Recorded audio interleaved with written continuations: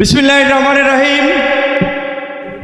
আজকের এই ঐতিহাসিক জাতীয় সমাবেশের সম্মানিত সভাপতি জামায়াত ইসলামীর আমির ডাক্তার শফিকুর রহমান, মঞ্চে উপস্থিত অন্যান্য জাতীয় নেতৃবৃন্দ এবং আমার সামনে আগত সারা বাংলাদেশ থেকে জামায়াত ইসলামের নেতা কর্মী ভাই, সবাইকে আমার দল গণ অধিকার পরিষদের পক্ষ থেকে সালাম এবং শুভেচ্ছা জানাচ্ছি। আসসালামু আলাইকুম।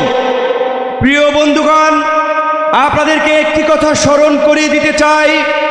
আপনারা যদি ইসলামী রাজনীতি করেন, ইসলামী মূল্যবোধকে সামনে রেখে কথা বলেন, নিশ্চয়ই আপনারা জানেন আল্লাহ তাআলা মানুষকে ধন সম্পদ এবং ক্ষমতা দিয়ে এবং নিয়ে পরীক্ষা করে। গত 16 বছরে আমাদের কাছ থেকে আল্লাহ তাআলা নিয়েছেন, আমাদের ধৈর্যের পরীক্ষা নিয়েছেন। আমরা সেই পরীক্ষায় উত্তীর্ণ হয়েছি বলেই আমাদেরকে এই রহমতের জুলাই উপহার দিয়েছিলেন। যেই জুলাইয়ে আমরা বাংলাদেশের মানুষের উপরে চেপে থাকা দৈত্য দানবের মতো 16 বছরের ফাঁসিবাদকে পরাজিত করেছি। কিন্তু আমরা ওই যে আপনার হাদিসে আছে, বিপদ কেটে গেলে মানুষ উৎফুল্ল হয়, অহংকারী হয়।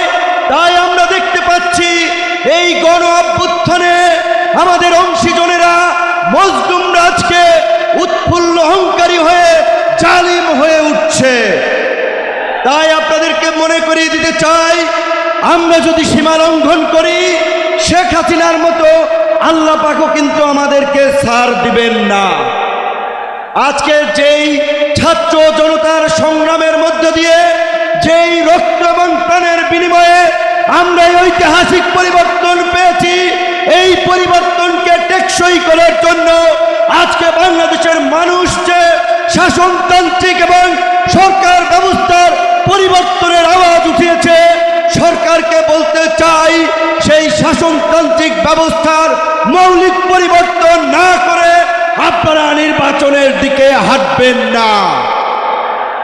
নির্বাচনের আগে সমস্ত রাজনৈতিক দল যেন নির্বিঘ্নে প্রচারণা করতে পারে, নিরপেক্ষ একটি প্রশাসনিক এবং রাষ্ট্র ব্যবস্থা থাকে, সেই লেভেল প্লেইং ফিল্ড নিশ্চিত করতে হবে, যেটা আজকের এই সমাবেশের একটি দাবি। একই সাথে আমরা বলতে চাই, গত এই 11 মাস ধরে স্থানীয় সরকারের কোনো জনপ্রতিনিধি নাই, মানুষের একটা চরম ভোগান্তি। তাই অনতিবিলম্বে স্থানীয় সরকার নির্বাচনের মধ্য দিয়ে জনগণের এই দুর্ভোগ লাঘব করেন। আমার ভাই, আমার সহকর্মী, সহযোদ্ধা বন্ধু জাহিদুল ইসলাম বলেছে, আমিও তার সাথে একাত্মতা পোষণ করে বলতে চাই। অনেকেই আমাকে ইয়ার্কি করে বলে, ভাই ডাকসুর চাবি কি আপনি নিয়ে গেছেন নাকি? ডাকসুটা আর খোলে নাই আপনার পরে। তো আমি বলতে চাই, ডাকসু সহ সকল ছাত্র সংসদ নির্বাচনের মধ্য দিয়ে ছাত্র রাজনীতিতে একটি গুণগত পরিবর্তনের ধারা এই সরকারকে শুরু করতে হবে। একই সাথে আমাদের এই অঙ্গীকারের বিনিময়ে এই পরিবর্তনকে দীর্ঘস্থায়ী করার জন্য, এই জুলাইয়ের সুফল মানুষের কাছে পৌঁছে দেওয়ার জন্য ঐতিহাসিক যে জুলাই ঘোষণাপত্র এবং যে জুলাই সনদ, আমরা আশা করি সরকার সেটি এই জুলাই মাসে বাস্তবায়ন করবে। অন্যথায় জুলাইয়ের অংশীদাররা এই সোহরাওয়ার্দী উদ্যানে যেমনি কিছুদিন আগে ইসলামী আন্দোলন সমাবেশ করছে, জামায়াত করছে, অন্যান্য দল করছে, সরকার যদি জুলাইয়ের ঘোষণা এবং জুলাই সনদ দিতে ব্যর্থ হয়, আমরা জুলাইয়ের অংশীদাররাই ঐক্যমতের ভিত্তিতে এই সোহরাওয়ার্দী উদ্যানে আমরা ঘোষণা করব। ধন্যবাদ।